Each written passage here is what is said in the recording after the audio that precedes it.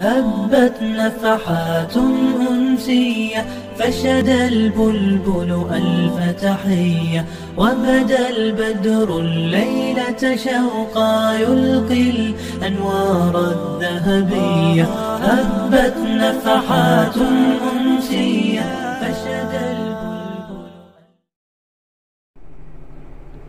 السلام عليكم ورحمة الله وبركاته.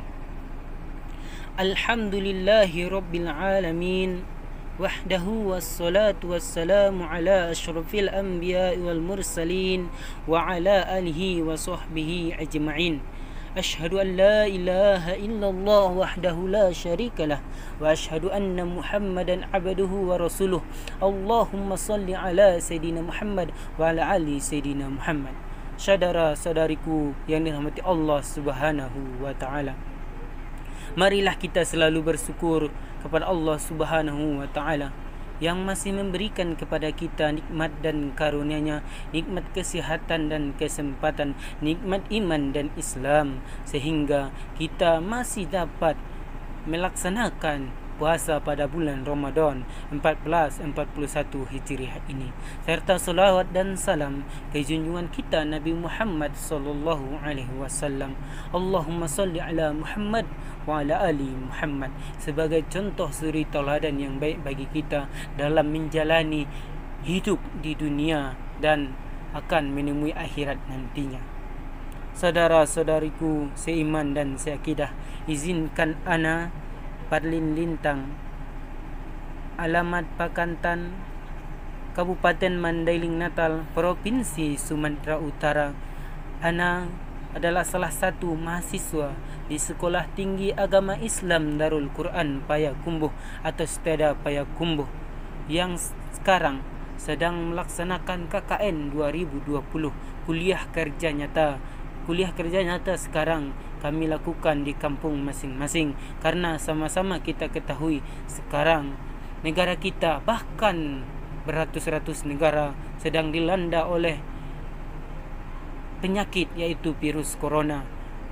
Ini semua adalah teguran bagi kita, biar kita selalu berserah diri kepada Allah Subhanahu wa taala, lebih dekat kepada Allah Subhanahu wa taala, dan kita harus selalu bersyukur kepada Allah Subhanahu wa taala dan harus selalu waspada. Saudara-saudariku yang dirahmati Allah Subhanahu wa taala, insyaallah judul tausiah kita pada hari yang berbahagia ini adalah menjadi pribadi yang bermanfaat. Ada suatu kisah pada suatu hari sepeninggal Rasulullah sallallahu alaihi wasallam, Abu Hurairah radhiyallahu anhu beriktikaf di Masjid Nabawi. Ia tertarik ketika mengetahui ada seseorang di masjid yang sama duduk bersedih di pojok masjid. Abu Hurairah pun menghampirinya, menanyakan ada apa gerangan ia tampak bersedih. Setelah mengetahui masalah apa yang menimpa orang itu, Abu Hurairah pun segera menawarkan bantuan. Mari keluar bersamaku wahai saudara, aku akan memenuhi keperluanmu, ajak Abu Hurairah. Apakah kau akan meninggalkan iktikaf demi menolongku? Tanya orang tersebut terkejut.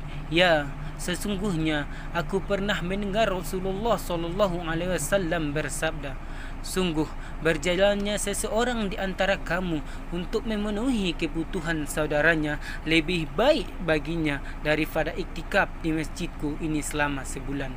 Sabda Rasulullah SAW itu diriwayatkan oleh Tabrani dan Ibnu Asyakir, disahihkan oleh Albani dalam Al-Silsilah As-Sahihah.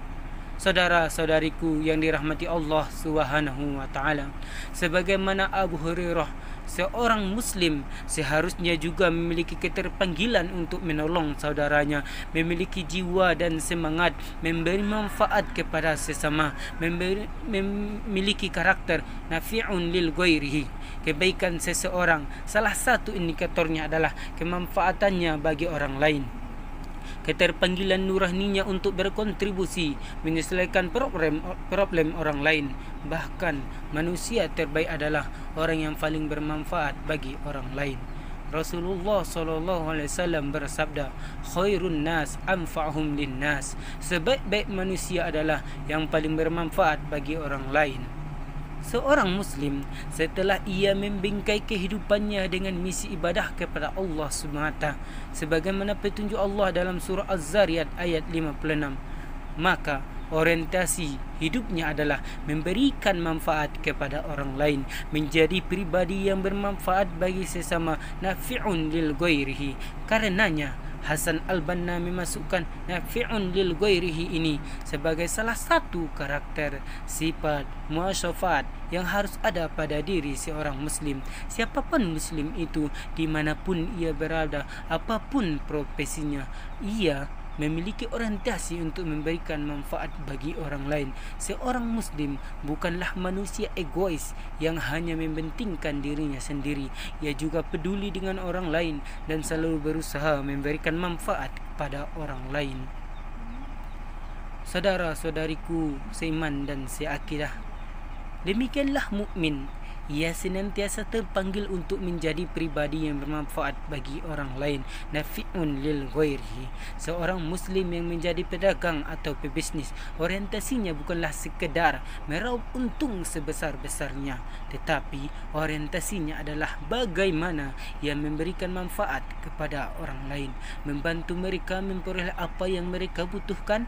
Dengan demikian, pedagang dan pebisnis Muslim pantang menipu customernya. Ia bahkan memberikan yang terbaik kepada mereka dan pada saat dibutuhkan menjadi konsultan serta memberikan pilihan-pilihan yang lebih baik.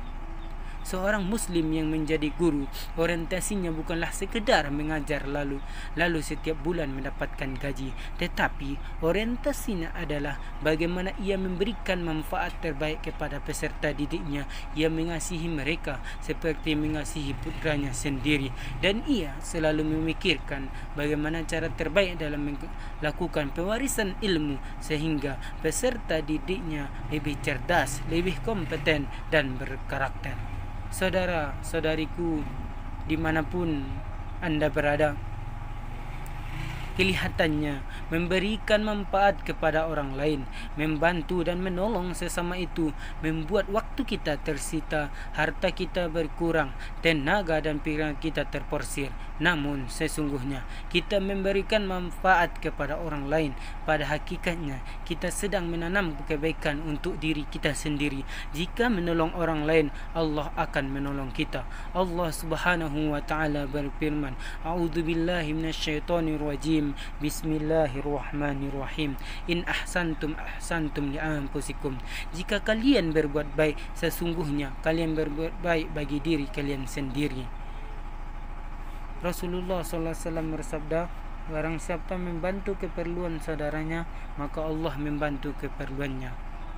Saudara-saudariku yang dirahmati Allah Subhanahu wa taala, dengan apa kita memberikan manfaat kepada orang lain? Dalam bentuk apa? Nafi'un lil ghairihi kita wujudkan. Sesungguhnya setiap manusia memiliki banyak potensi untuk itu. Yang pertama, dengan ilmu, yakni ilmu yang dianugerahkan Allah kepada kita. Kita bagikan kepada orang lain, kita mengajari orang lain, melatih orang lain dan memberdayakan mereka. Seperti itulah sekarang KKN yang kita laksanakan di kampung kita masing-masing. Mari kita bagi ilmu kita kepada sanak saudara kita, kerabat kita, bahkan masyarakat semuanya. Kita salurkan ilmu kita walaupun sedikit, insya-Allah akan berterima di tengah-tengah masyarakat. Ilmu ini tidak terbatas pada ilmu agama saja, tetapi juga ilmu dunia, baik berupa pengetahuan, keterampilan hidup serta keahlian dan profesi. Yang kedua, dengan harta. Kita manfaatkan harta yang dianugerahkan Allah untuk membantu sesama. Pas waktu sekarang banyak ekonomi yang merosot, jauh merosot karena virus corona. Jadi marilah kita sedekahkan, mari kita infakkan sebagian harta kita untuk menolong sesama. Yang ketiga, dengan waktu dan tenaga. Yang keempat, dengan tutur kata, yakni perkataan kita yang baik, yang memotivasi, yang menenangkan dan mengajak kepada kebaikan.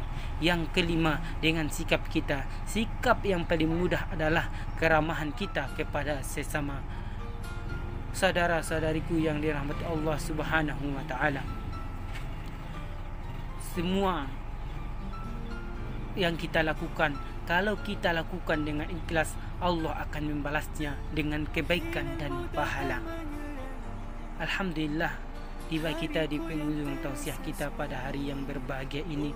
Semoga bermanfaat untuk anda semua, terutama untuk saya sendiri, dan semoga KKN kita pada tahun ini bermanfaat untuk masyarakat, berterima di dalam masyarakat, dan bermanfaat untuk kita belajar bagaimana di dalam masyarakat.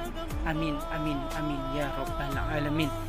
Sekian tausiah pada hari ini, saya akhiri dengan ilal liqa'i ma'as salamah. Assalamualaikum warahmatullahi